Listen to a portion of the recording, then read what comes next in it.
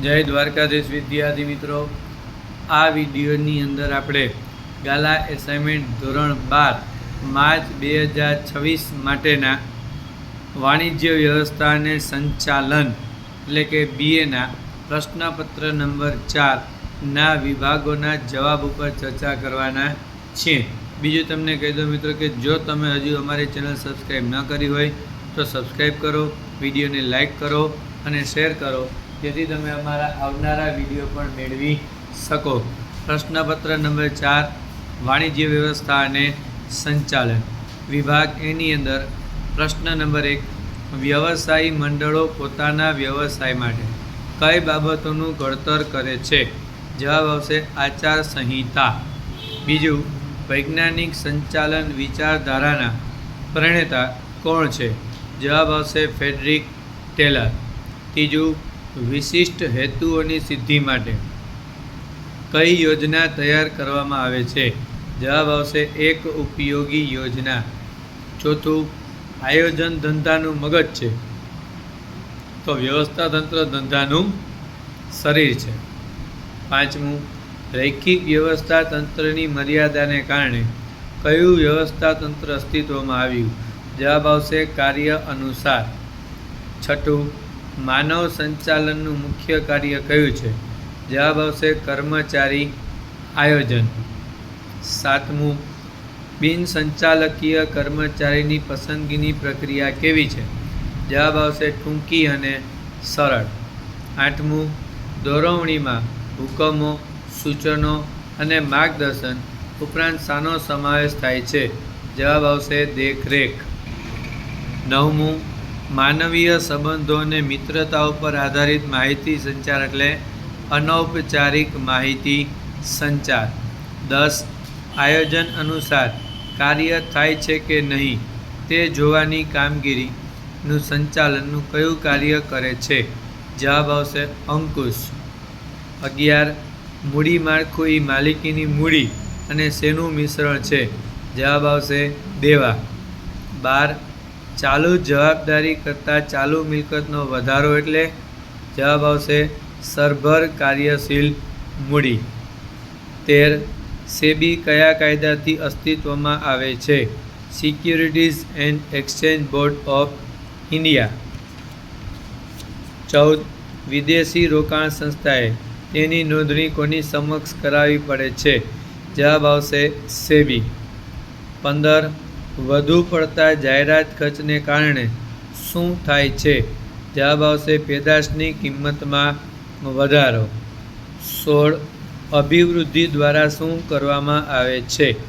જવાબ આવશે વેચાણ વધારવામાં આવે છે.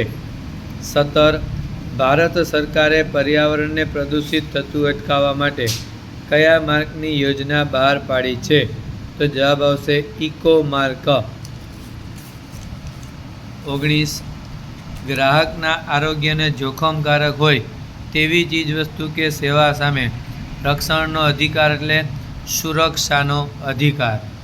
19, આંતરરાષ્ટ્રીય કક્ષાએ દર વર્ષે કયા દિવસને ગ્રાહક અધિકાર દિન તરીકે ઉજવવામાં આવે છે? જવાબ આવશે 15મી જાન્યુઆરી. 20, સમગ્ર વિશ્વમાં ધંધા ઉદ્યોગનો વિકાસ થાય તે માટે વૈશ્વિક ધોરણે શાની રચના થઈ? જવાબ આવશે WTO, વર્લ્ડ ટ્રેડ ઓર્ગેનાઇઝેશન. આ ચર્ચા કરી મિત્રો આપણે વિભાગ એના જવાબો પર. હવે આપણે ચર્ચા કરશું વિભાગ બીના જવાબો પર. એ પહેલાં ફરી પાછું હું તમને કહી દઉં મિત્રો કે આપને જો વિભાગ સી, ડી અને ઈના જવાબો જોઈતા હોય તો તમે અમને વોટ્સઅપ નંબર 81 634 34 9 ઉપર હાઈ કરીને વોટ્સઅપમાં મેસેજ કરજો. અમે તમને એની PDF આપશું, જેના માટે અમે મિત્રો માત્ર 51 રૂપિયા ચાર્જ રાખેલ છે. એક વિષયના તમને 5 પ્રશ્નપત્રના બધા જવાબોની PDF પ્રાપ્ત થશે. ઓકે મિત્રો, વિભાગ બીની અંદર 21મો પ્રશ્ન, પેદાશ મિશ્રમાં કયા કયા ગુણધર્મોનો સમાવેશ થાય છે? તો પેદાશ મિશ્રમાં પેદાશના રૂપ, રંગ, કદ, આકાર, વજન, છાપ, પેકિંગ, કાર્ય સંબંધી ખાતરી, વેચાણ પછીની સેવાઓ અને પેદાશ વૈવિધ્યકરણના ગુણધર્મોનો સમાવેશ થાય છે. 22. એકમનું જીવન ધ્યેય નક્કી કરતી યોજના કઈ છે? તો એકમનું જીવન ધ્યેય નક્કી કરતી યોજના એટલે વ્યૂહાત્મક યોજના. 23. કેન્દ્રીકરણ એટલે શું? જે ધંધાકીય એકમમાં માત્ર ઉચ્ચ સપાટીએ જ સત્તા કેન્દ્રિત થયેલી હોય અને ઉચ્ચ સપાટી દ્વારા જ મોટાભાગના નિર્ણય લેવામાં આવતા હોય ત્યારે તેને કેન્દ્રીકરણ કહે છે. 24. સત્તા એટલે શું? કાયદાની દ્રષ્ટિએ સત્તા એટલે કાયદેસર રીતે પગલાં લેવાનો અધિકાર. ધંધાકીય એકમમાં સંચાલનની દ્રષ્ટિએ સત્તા એટલે હુકમો આપવાના અને તેનો અમલ થાય તે જોવાનો અધિકાર. 25. કર્મચારીની પસંદગી માટે લેવાતી કસોટીના નામ. તો પહેલું બુદ્ધિ કસોટી, બીજું અભિરુચિ કસોટી, ત્રીજું ધંધાકીય કસોટી અને ચોથું મનોવૈજ્ઞાનિક કસોટી. 26. નફા ભાગ એટલે શું? એકમના નફામાંથી ચોક્કસ ભાગ કામદારને નાણાં રૂપે વેતન ઉપરાંત ચૂકવવામાં આવે તેને નફા ભાગ કહે છે. 27. કાર્યશીલ મૂડી જેમાં રોકાયેલી છે તે મિલકત ઉપર ઘસારો શા માટે ગણાતો નથી? તો કાર્યશીલ મૂડી જેમાં રોકાયેલી છે તે મિલકતનું સ્વરૂપ સતત બદલાતું હોવાથી ઘસારો ગણાતો નથી. 28. ભારતની પ્રથમ ડિપોઝિટરી કઈ છે? જવાબ આવશે national securities depository limited. 29. Trademark કોને કહે છે? જ્યારે બ્રાન્ડને કાયદાકીય માન્યતા મળતા રક્ષણ મળે તેને ટ્રેડમાર્ક કહે છે. 30. ગ્રાહકના થતા શોષણને કયા 3 વિભાગમાં વહેંચી શકાય? 1. શારીરિક અને માનસિક શોષણ, બીજું આર્થિક શોષણ અને ત્રીજું જાહેર હિતનું નુકસાન. ઓકે મિત્રો, આ આપણે ચર્ચા કરી પ્રશ્નપત્ર નંબર 4 વાણિજ્ય વ્યવસ્થા અને સંચાલનના વિભાગ એ અને બીના જવાબો પર.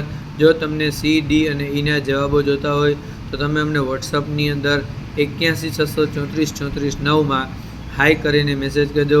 બાકીનાની જવાબની PDF તમને વોટ્સઅપ ઉપર આપવામાં આવશે. જય દ્વારકાધીશ.